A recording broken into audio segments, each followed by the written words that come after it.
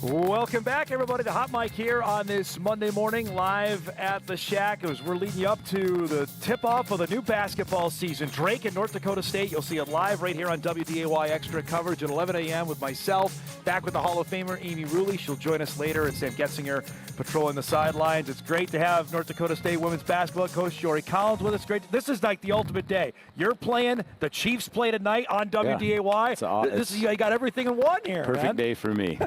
Perfect day for me, Dom. I love it. It's great to see you. Just tell me the anticipation here. It's an 11 a.m. game. You're getting right out of the chute here this morning. Yeah, I think it's going to be fun. I think we've had some excitement building up to it, and really enjoyed coaching this group, the last couple months, and have worked really hard. We were just talking off, 30 practices against each other is a lot. We had a couple scrimmages in there, but we're excited to lace it up against another team, and obviously have a huge test today and a great team in Drake. So we're going to find out right away today, this morning, Dom, where we're at and where we're going to get better. No, not at all. They're a juggernaut, and it'll be fun. All right, so I've had people ask me about why 11 a.m., what's going on? So I know you and I talked about this last year, but people may have forgotten. Give us the backstory on how this all came about. Yeah, so there's elementary school day games that go on throughout the country, and some people do it, and I've been competed in those, never at a home venue. Last year we played Drake in a day game, and they had like 6,000 kids in there, and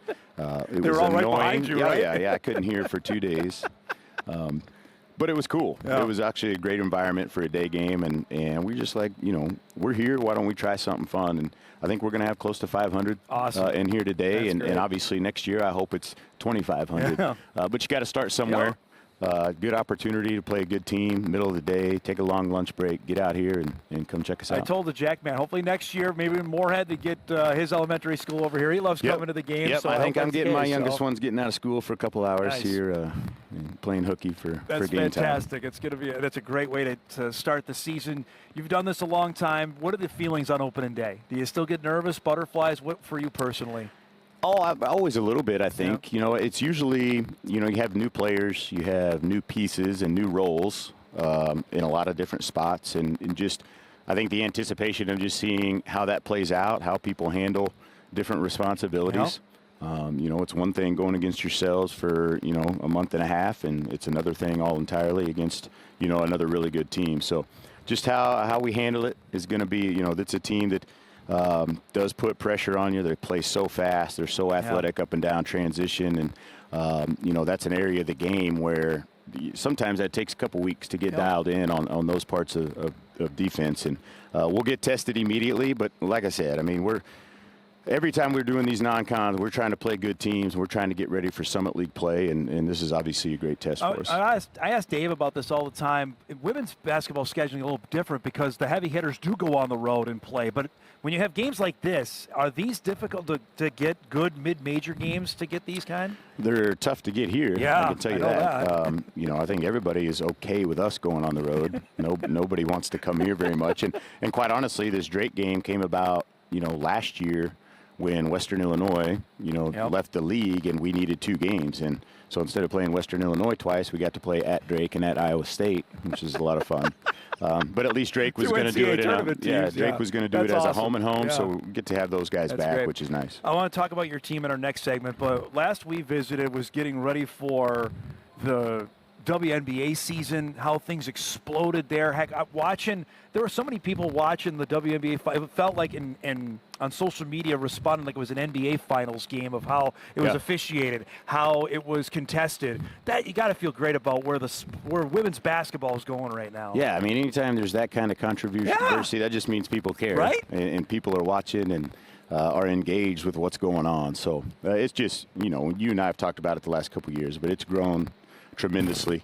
It's going to be another great women's basketball season. I mean, you got Paige, you got Juju out at USC. I mean, that's 2 again very, very marketable young ladies that are going to continue to raise the bar. And then obviously what Caitlin's doing in the WNBA. And I don't know if you saw, but Mahomes is trying real hard to get a Kansas City WNBA franchise. What do you make of that? That would be awesome. Slam dunk, no pun intended, awesome. Right? If they could, they got the T-Mobile Center there that's just been kind of a venue for concerts. and all kinds of things. I think they have conference tournaments there. Yeah, right? back in the day, they wanted an NBA. They were hoping for an NBA, 15 years ago. But it's a nice building. It'd be awesome to have a team there. Yeah, with the explosion. I mean, we already know that the Bay Area is getting a WNBA franchise next year. I think Toronto's getting one. It seems like that seems, no pun intended, a slam dunk that Kansas City or if Houston or something in that area should have another franchise there. Yeah, it'd be great to have one in the middle of the country like that. So this offseason, describe how this goes about. Like the season ends this is the longest you guys ever played. Heck, it was almost April when the season got done. And the way the calendar works now, the portal obviously opens up. So when do you actually get a chance for you to just step aside and take a break?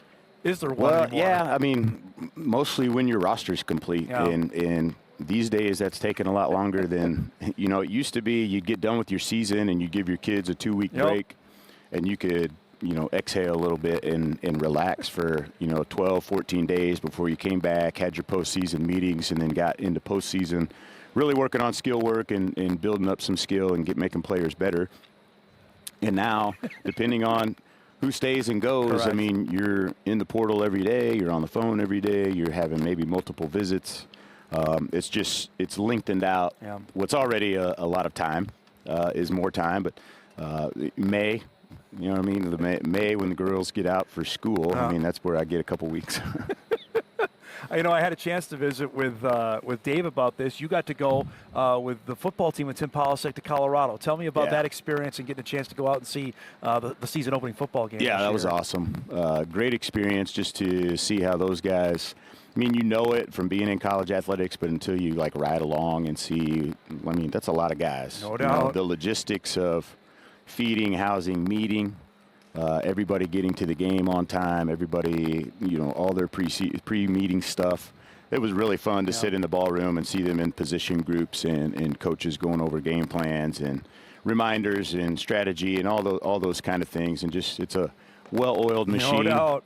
And it's pretty obvious why they've been successful for a long time. So it's great. I picked up a couple things and got to hear, Coach Polasek's first kind of pregame. I was ready to run through a brick wall. I can tell you that. I was running out of there. I was ready to tackle somebody on the sideline.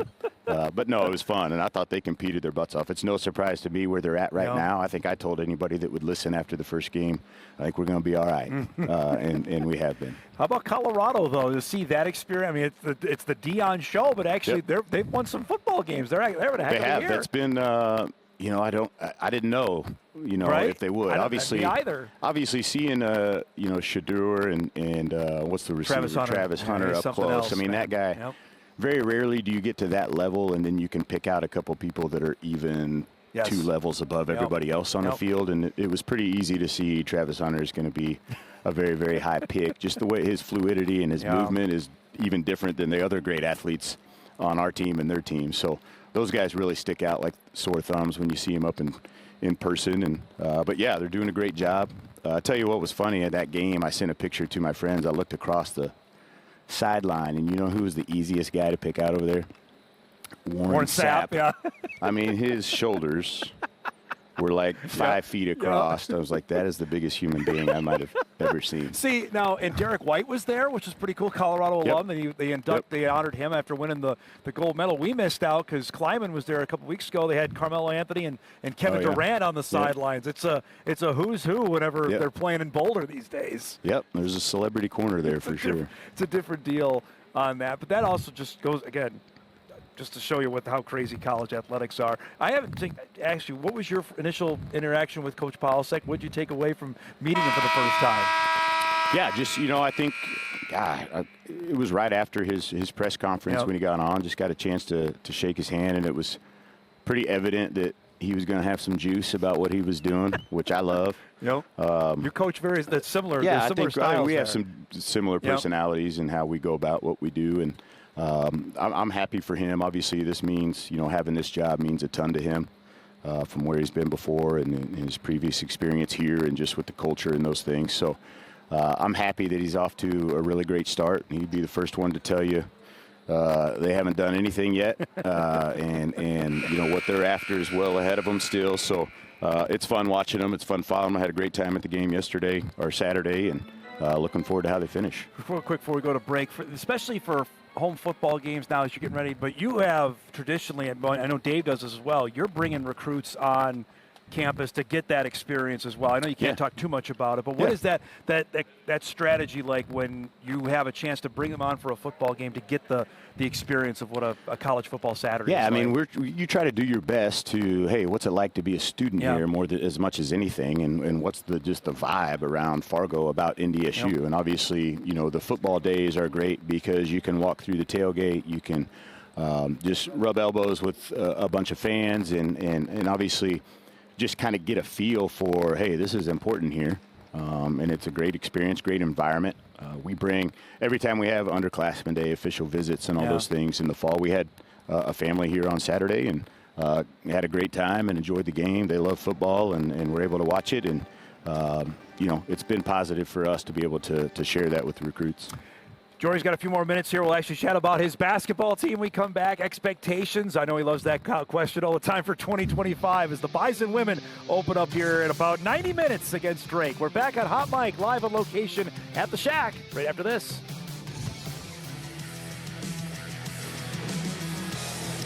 Welcome back, everybody. They got Guns N' Roses playing here for Jory Collins. And I was get ready because we're less than 90 minutes away from tip-off for the new basketball season. Bison taking on Drake. You're going to see it right after Hot Mic here on WDAY Extra. All right, so let's talk about this 2024-25 Bison crew. On the outside, people are going to say, well, you lost Heaven Hamlin, you lost Al Evans. How can you be anywhere close to where last year? I know that's your job to do that. Tell us about how offseason went and the preseason practices to get ready for this upcoming year. Yeah, I think, great players are great players for a reason. They were productive for us and were two tremendous factors in us being a good team last year. But, I mean, that's just players come and go, Dom, and they just do in college athletics. And you're going to graduate or people are going to move on. And it's just opportunity for other people to step up. I mean, we've recruited everybody on our team for a reason, and the reason is we think they can help us win.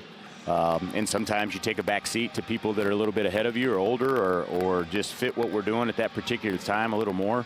But I think everybody that came back or joined our team knew there was opportunity here to pick up the slack and, be a difference maker themselves. And we've had plenty of players just make that jump.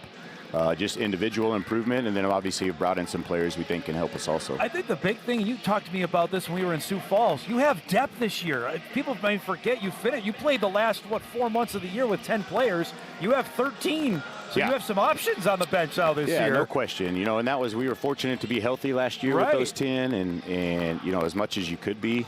But there's, we had 2 4s and 2 5s, and that was it last year. And if somebody got in trouble, then somebody was paying out of position. And, you're just not able to be at your best when you're stretching the lineup as far as we had to all the time last year. So I'm looking forward to, hey, we've had very competitive practices. Iron sharpens iron, and when you're going against each other a lot, you get better. And we've had players that have done that, have improved that. We have much more positional versatility this year than we've had. Abby Kay, you started every game for a 4 for us last year. She's actually probably going to come off the bench today, but she's going to play some 4 and some 3. And just because she's so tough and we have some things like that we think are going to help us just be a little bit more versatile, offensively. I thought, my own humble basketball opinion, in Sioux Falls, Avery Coonan was your best player, and how she developed from the January to March as a freshman, holy cow, the sky could be the limit for her. What have you seen in the offseason for her? Yeah, well, she's been terrific ever since March of last year, really. And that was all, and we talked about it last year, small town kid, not big AAU program, so every time she stepped on the floor until she got to college, she was bigger, stronger, faster, and you're able to do some things just with that. And then all of a sudden, some people are shoving you around and gaining position, holding position, finishing with contact are things that take a while to get used to.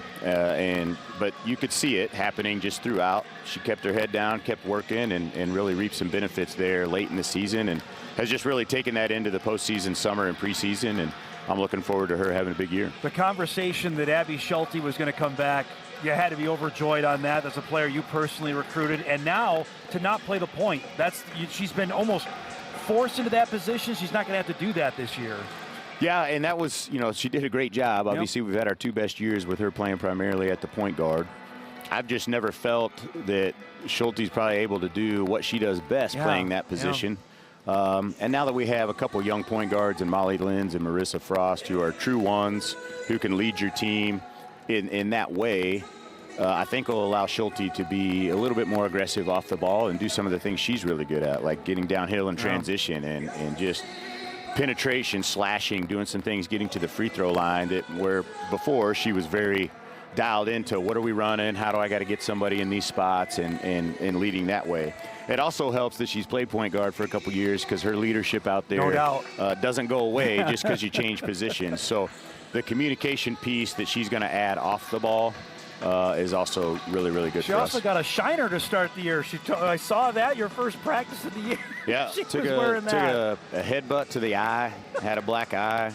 She rolled an ankle last week, all healed back from that. But that's what I say, you you asked me if we're healthy. Well, yeah, they're all going to play, but you don't go through 30 practices without getting bumps, bruises, nicks, and all those things. So nobody's going to feel anything today, though. There's too much juice going. Abby Draper, I thought, Jory, really provided a boost for you. That low post presence, able to get rebounds. Maybe not the prettiest baskets, but she delivered on that. Now to have that back, to count on that leadership. I had talked to her about this, being in a larger leadership role. How do you count on that, I guess, my question for this year?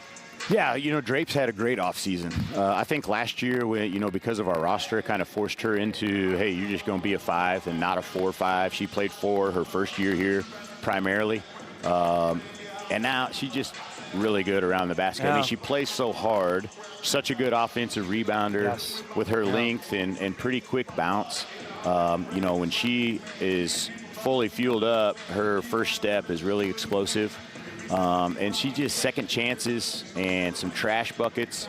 She's going to be much more of a go-to guy this year as well. And I think I was talking the other day, I mean, I love that group. I love Drapes, Avery, AK, Mariley, throw Sasha in there. We have some 4-5 combinations. Claire Stern as a freshman is going to play today. And that's just a group that, while a little bit green, besides Drapes, just allows you to do a lot of different things and play a lot of different ways. You mentioned Mariley Simon. She had flashes last year, Jory, like, holy cow, she could be unstoppable. How does she do that more consistently? What are you asking of her for this upcoming year? Yeah, just, the consistency comes with time and daily reps and doing those things. And I think we've always talked about her. She's pretty good offensively. When she gets it down around the basket, she's great skill, great touch, step out and shoot it and make some shots. Thing with her was always learning how to play defense at this level, and she's improved tremendously. She's in a better shape. She's better conditioned now, a year after being in a college weight room. So just, she continues to get better. And every time she checked in, she's going to be a factor just because she is so skilled offensively. I got to ask also, you went into the portal. Molly Lenz, you mentioned, Eden Prairie kid, played last year in this conference in the Missouri Valley at Illinois State. Tell me on what you saw from her in the recruiting process. If she comes available, that might be a player that can help us. Yeah, well, we always liked Molly in high school. She just ended up, she committed to Illinois State pretty early, and we never really were a factor. Had a chance in or with it. But man, I watched her play a lot for North Tartan and be like, yeah, she's going to be a good player for Illinois State. Always a fan of her game. And then, immediately when she was in there, with Elle's departure, we were going to get a guard of some sort.